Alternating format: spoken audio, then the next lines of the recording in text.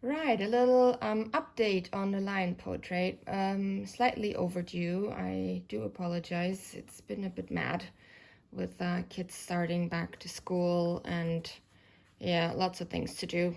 But I don't think I need to tell you anything about that. I think we're all in the same boat regarding that. Um, just a little update. I have finished stitching the chin area. So you can see here, it does look slightly cut off. It looks like there's a little hole in here.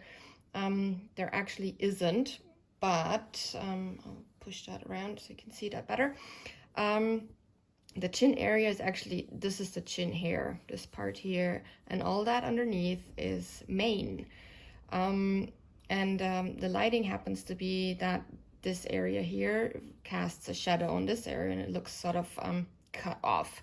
So I did stick to the original photo, but I'm not sure I'm gonna leave it like that. I do like to add, I do like to sort of not stick 100% to the reference photo, just because this kind of looks odd for me.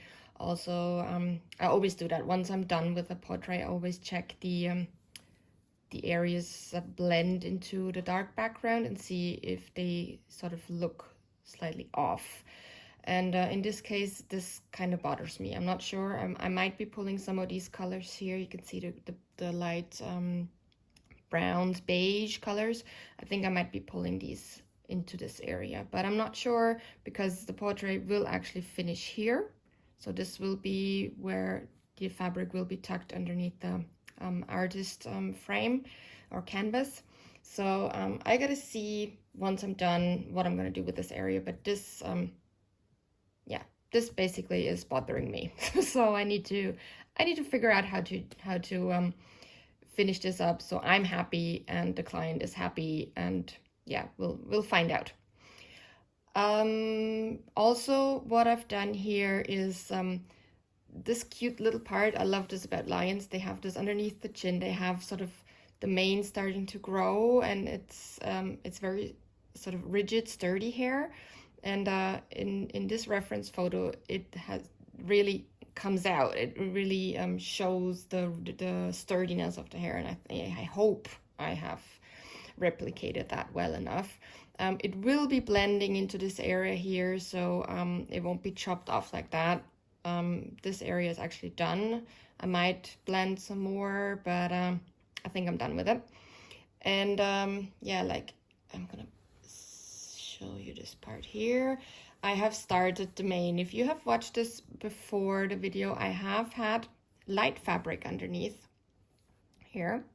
And I've decided to put a black piece on top of it because in my reference photo, you can see I have the piece here that I chopped out. See, this is the reference photo part. You can see that the actual base, the undertone of the fur is quite dark, and what's light is the actual fur that lies on top. So I'm gonna start creating what you see in the background, the dark patches here. This is what I'm doing now. I'm gonna go over slightly darker, I'm gonna go over the black with slightly darker brown tones. And I have a few here that I'll be using, see these? So I'll be going over with these to create that darker area.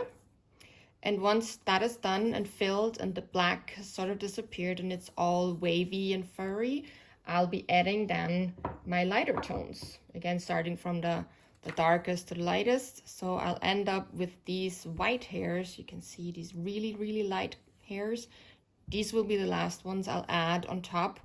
And that's actually what will make the mane 3D.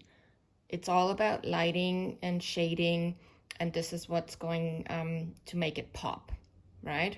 So I haven't decided yet if I will be doing this on my regular sewing machine or if I'll be moving over to my vintage sewing machine, which is really, really fast, and it gives me a lot of smaller and neater stitches.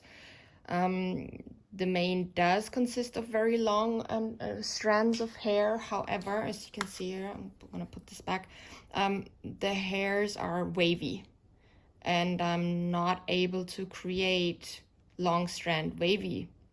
So I need to work with something like this here.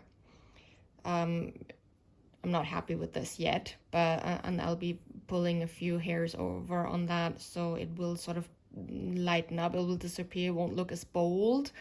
But this is what I'll be needing to work with. The fur strands are quite thicker than the facial hair. Like you can see here, this is facial hair, this is a lot thinner. And I might actually, for these white strands, take a thread that is slightly thicker than the one I usually use, just to give that contrast as well. So that's what I'm gonna be doing next. There's basically just this part here to do, the mane and a little ear, and there is actually another ear here, part of it, just a small section of ear.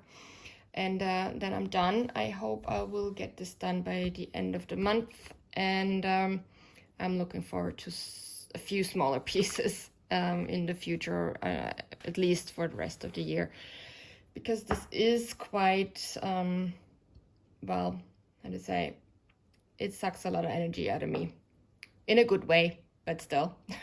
So yeah, I hope you're still following, and I hope I can give you some insight and pieces of advice for your own projects. And yeah, stay safe, and I'll get back to you once I've sort of done this side of the mane and chat you through it.